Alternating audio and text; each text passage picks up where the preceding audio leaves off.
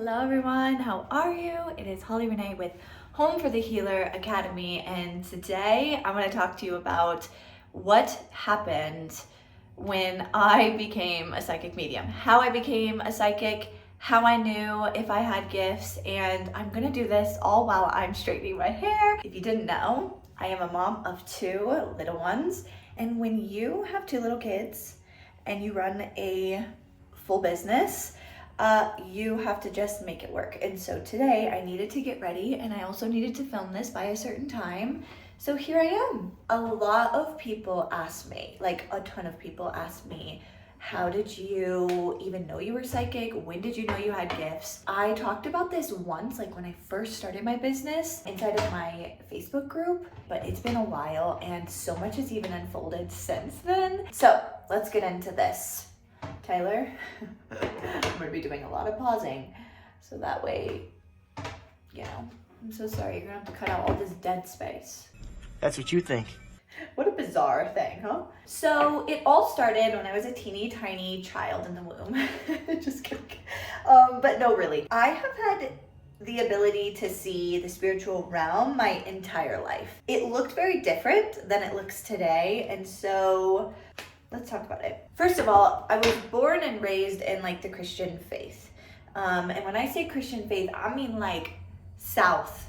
I lived in Texas in the South, and we went to those churches that you would be like sitting in the church pew, and then all of a sudden people are dancing around and they're singing and they're speaking in tongues and all of it. Let's dance. Let's get crazy. People are being prayed over. People are possessed, getting that shit prayed out of them. Like, when I tell you I grew up in a spiritual warfare type of life, I did.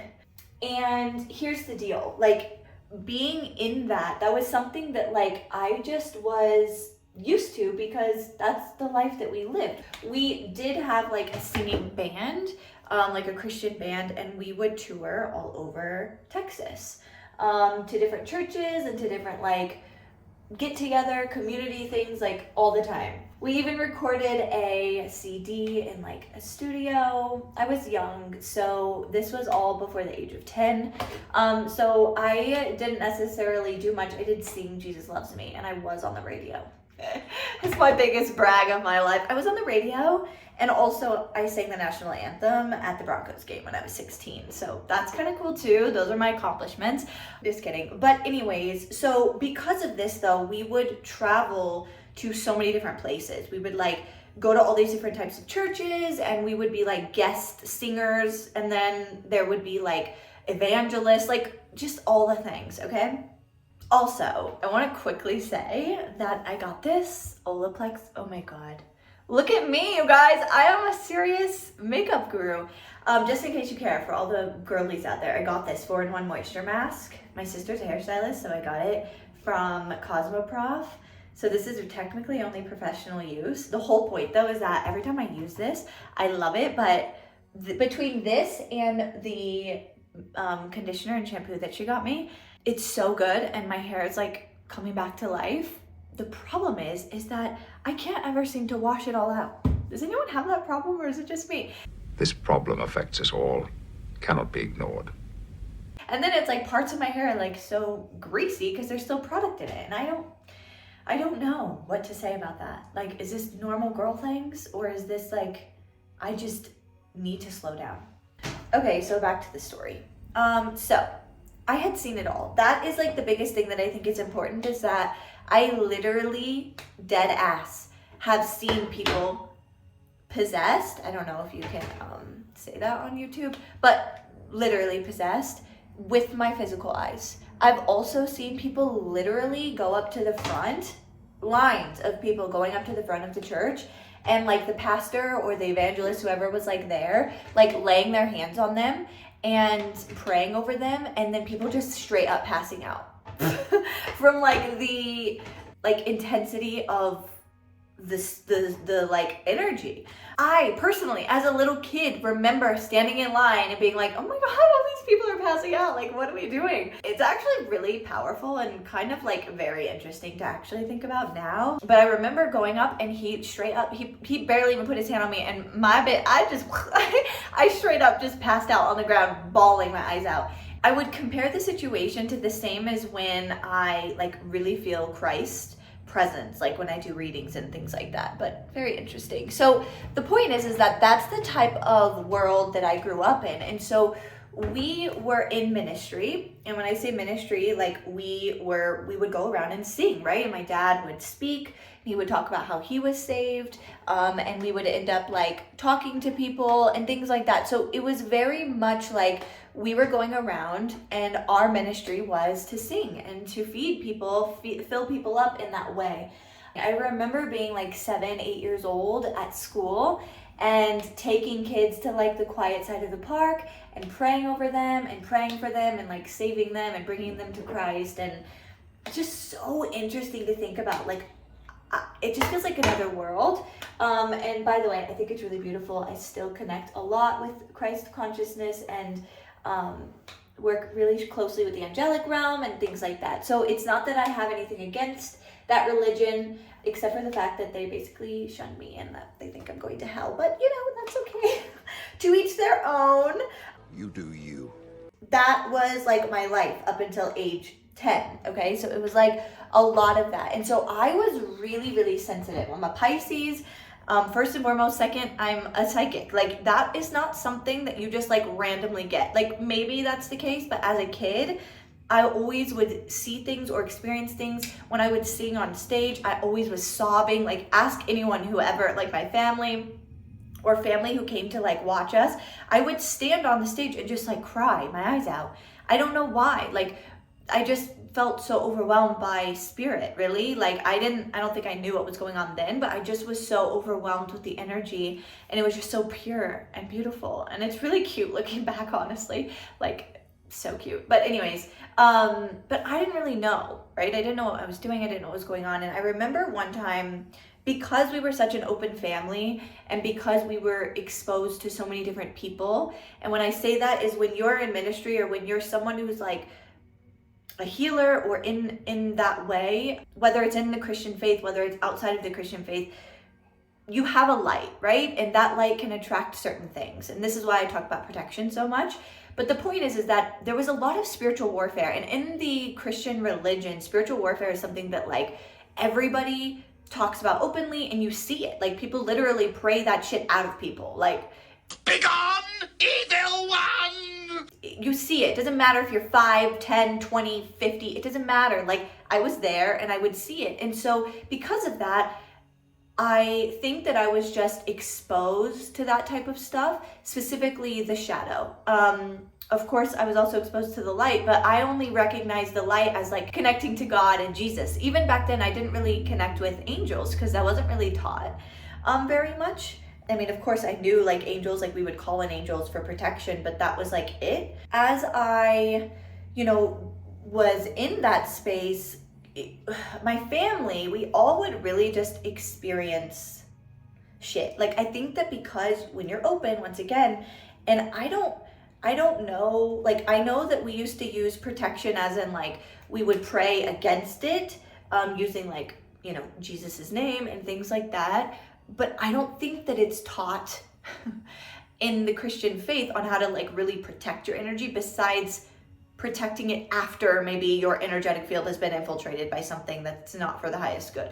And so with that, I would have all these experiences of like dark energies and stuff like that. And I was a kid and it scared the crap out of me for good freaking reason, right? So I remember being little and like seeing things. I remember having a really scary experience once at my grandparents' house, and I would see these dark energies with my physical eyes. So I remember that specific experience was really life-changing for me because, well, it was really terrifying. I was like surrounded by dark energies, but I won't get into that today.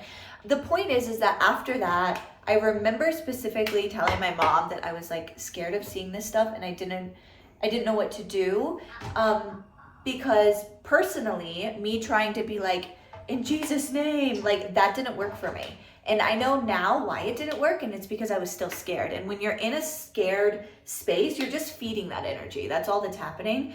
That's why they say like step into your power, because if you're in a fear-based energy, you're just like basically existing with that same frequency. But if you want more on that, we'll talk about that in another day. And so she told me straight up, she was like, you can ask God to have you not see it anymore. And so you bet your ass that's exactly what I did.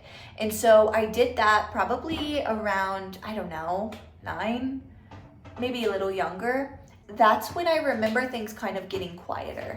I was going through other things in my life. I experienced a little bit of a traumatic situation at a young age due to someone that was not related to me.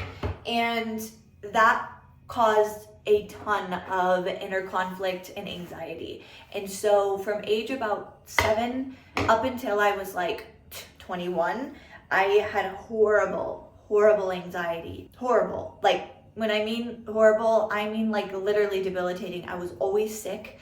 I was always panicking. I was always stressed out. I was always worried about everything. It was just so bad. We ended up moving from Texas to Colorado when I was 10.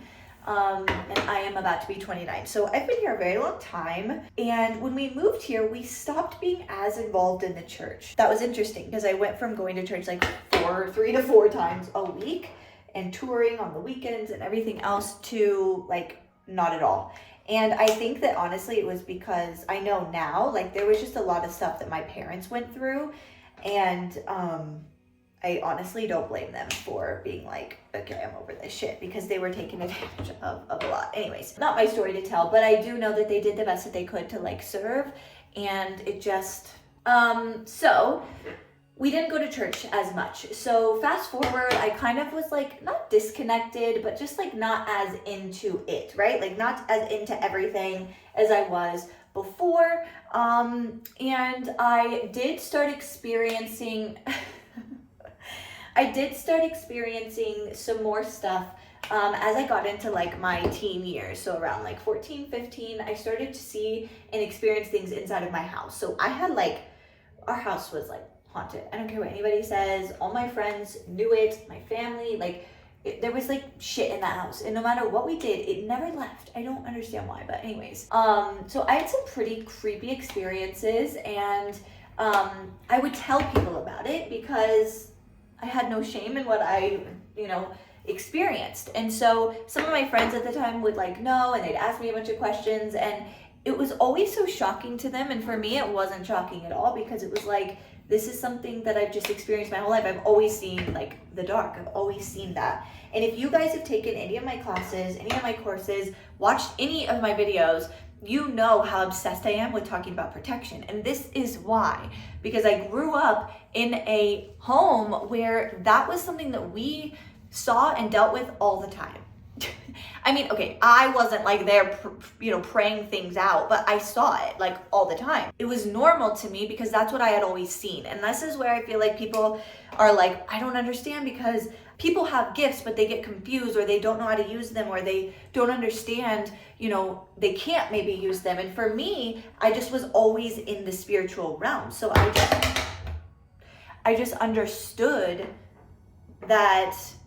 that was it, right? Like I never was really introduced to the higher realms besides connecting with God and Jesus. But other than that, the most I remember was talking about the devil and the lower realms, which they didn't call it the lower realms, but like demons and stuff like that. That's like the big thing that I remember out of my childhood from church, is learning about that stuff, which is very fear-based energy. It's based upon fear of not having enough. I started to see more stuff around my teenage years. And around 16 is when I really started heavily getting messages from people who had passed away. And this was very bizarre for me. One, it gave me so much anxiety because the way they connect, it can be very overwhelming. I didn't know what I was doing. And the biggest thing is that I was terrified because I had been told up until that point that if you did that, if you connected with the other side, or that if you connected at all with the spiritual realm, that was bad, which was always so bizarre and confusing to me. It still is to this day. I still would love for someone to explain to me how that makes sense, because you're allowed to pray to God, And the pastor or the priest or whatever you want to call it, depending on where you are in the Christian faith, they're allowed to channel the divine. But if me, the puny little human sitting in the chair, does it, it's bad and you're going to hell. Like, I don't think that makes sense, but it's okay. So I started getting really confused because I was like, this is scary. I don't know what to do, and I don't know why I'm seeing it. I remember literally driving. One day I saw an angel sitting on top of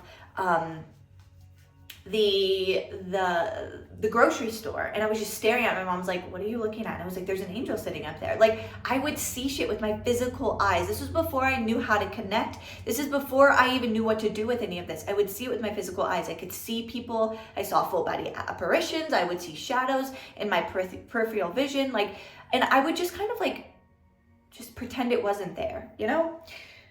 And when they started to come to me for messages was when I really started to be like, okay, you know what? Like, if I was meant to have these gifts, God wouldn't have given them to me if it was wrong. And I started to just embrace it a little bit. And I started to get the messages, and I started to give the messages to people that the messages were for. And I remember us talking about it with people a little bit, like other Christians, and them just, oh my God, it was like as if they heard that I was, I don't know, like that I was a murderer or something. I remember specifically once in our backyard, I was talking about some, you know, situations that I had experienced, and this man was like, well, that's not allowed, and that's negative, and you're talking to demons, and blah, blah, blah. And I remember specifically my dad standing up for me, and that, like, is so amazing. I'm so glad that he did. And he was like, you know what? And he brought up the story about, like, Christ talking to past people, like, just stories in the Bible. And the person kind of shut up. He did like agree, like he was like, oh yeah, that's true. But like, I remember that happening often. And I don't even know who. Like, I remember being in high school and having friends who were Christians who would just tell me about how bad, you know, it was, and how I was actually talking to demons and blah, blah, blah. And by the way, I've been connecting for that long now, since I was 16 years old. Well, actually before, but, you know, deliberately since I was 16. And I'm now almost 29. I don't think I'm possessed. Just FYI. I think I would know. So around 16 was when that started happening. And then I was like, you know what? I want to get back into the church. And so at the time I was like, you know, smoking some weed and doing all the things. What the devil is this? Green leaves? And then I was like, no, I gotta go back to church. So I started going back to church. And I started singing on the praise and worship team. If you guys know the church Flatirons, I don't know if you know that church. It's very popular here in Colorado. There's a few campuses now, but I used to sing at the main campus before there were a ton of other campuses for the youth group. I used to sing for the middle school and high school youth group, and then I also volunteered for the middle schoolers to be like a leader. That's what they were called, like a leader. And I brought so many beautiful, cute middle school souls to Jesus, and like, it was just so much fun. I sang, and my parents didn't go to church. Like, I drove myself there every single week. It was like a 30-minute drive to go there. I would go on the weekend or weekdays for youth group, and then I would go on the weekend for like church for myself. It was amazing. I did that for years, and then I started getting really frustrated with the fact that it was always shamed about my gifts. Like, even if no one knew about them, if it was brought up at all in church or in the sermon, it was like, this is wrong, you shouldn't do this. And the whole time I'm sitting there like, hi, I'm a good person. Like, I can't help the fact that I connect with people, or that people connect with me, because at the time I wasn't intentionally asking people to come to me, dead people. They just were. I see dead people. I remember the day that I went to church for the last time. And listen, again, I'm not saying anything bad about church. I think it's a great way for people to connect with spirit. Do I think certain things? Yes. But it's whatever. Like, it's your life. You do whatever you want with it. The last time I ever went to church, though, was the day that he was talking about the sticker coexist. Have you guys ever seen that sticker? And he was talking about how it talks about how we should coexist with every religion and every culture on this planet. And instead of being like, yes, we should do this because our way is not the only way, newsflash, I hate to be the bearer of bad news, but there's 8 billion people plus in this world, on this entire planet, and not every single one of them is Christian, and not every single one of them is going to hell because they don't believe in that specific God. And to believe that, mind-blowing. My mind is officially blown. He basically said that that was wrong, and he picked through every single symbol of that coexist sign, and basically shit on every single culture and every religion. And I was like sick. Like I was literally sick to my stomach. And at the time, I didn't believe it. Like I thought witchcraft was bad, like all of that, right? Like I didn't believe in that stuff. So I was sitting there like, okay, I understand what he's saying, but like this is making me sick. Like, why are we doing this? Why are we separating ourselves from everyone? Why are we shaming people for not believing what we believe? And so I literally left. And I never went back to that church again. So I went on with my married life again for a while. So I kind of like pulled back a little bit on it. And around age 21 is when my second oldest sister moved to Colorado and I met my now husband. And that is when my spiritual awakening began. And we're 26 minutes in and I'm just now getting to the spiritual awakening. My sister was into spirituality. Obviously, she had been for so long. Specifically, she practiced like witchcraft and things like that. When we started hanging out, it wasn't just like witchcraft. It was like, no, I just am open to the spirit realm. Like she just understood what I understand today of like, you know, we are allowed to connect in and we are a lot more supported than we think. And if you have gifts and you feel called to utilize them, there's nothing wrong with that. And so I started, you know, really getting interested. I would go to her house and she would always have candles lit everywhere and beautiful music playing, like chakra music, and just like, it was just incense going. It was just so peaceful. And when I first started, I was hesitant because I still was stuck in my old ways and she was doing things that I had been told was wrong. And so I was a little bit hesitant, but I was open because I was like, I'm not going to be that person to shame someone for something that I don't know. So I just asked a lot of questions. And in that questioning, I started getting really curious and I was like, listen, like I have gifts. I know I have gifts. I've always had gifts.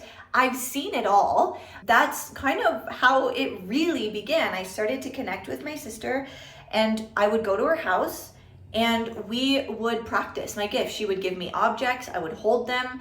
I would sit there, close my eyes, and I would tell her everything that I felt from the object, and she would tell me, you know, who it was from and confirm the things that I was saying. She taught me about how to protect myself. She taught me how to create really beautiful sacred spaces in my home. She showed me how to use cards, like literally taught me everything that I know today. And I practiced my gifts for years.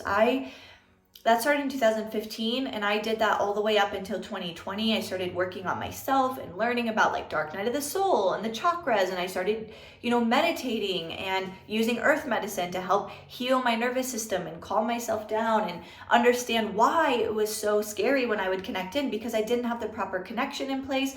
I didn't send energy back, like all of it. I just learned everything that I teach today. And in 2020, I was like, I would give readings to myself all the time, to my friends, family. In 2020, I was like, okay, I could do this, right? Like in 2019, I wanted to do online courses and things like that. And then in 2020, I was like, I'm just going to start a business. I'm going to start doing readings and I'll put out online courses. And here we are. So if you want to know more about how it all really began in 2015, my spiritual awakening and what happened and all the things I went through, I can make another video about this, but I wanted to just give you this because a lot of people ask me like, how did you know? And I just knew because I was already tapped in, but in a different way. Like I experienced the spiritual realm through Christianity, and then I just kind of niched it into a way that fit best for me and worked best for me. And that's why I teach everyone else about this, because I know that if people want to tap in, I would rather them learn a safe way than to do it and have be just pulling out your Ouija board and connecting with whoever wants to answer. Like, I don't recommend that. So yeah, that's it. Let me know if you have any questions in the comments below. Did this help you? I hope it did. I hope this helped you. I hope this brought you clarity. I hope it brought you some comfort. If you're someone who's like me and is confused or afraid to admit about their gifts, you can be Christian and have spiritual gifts. Who said you can't? Comment down below any questions that you have. Let me know if you do want a video about like when I really started my spiritual awakening and how that went years and years ago and the phases I went through, and oh my gosh, what a crazy time that was. Boy, those were some crazy times. And let me know what you want to see next. Go ahead and hit the like button. Yes, I am gonna be that person. And I will see you guys in the next one. Bye.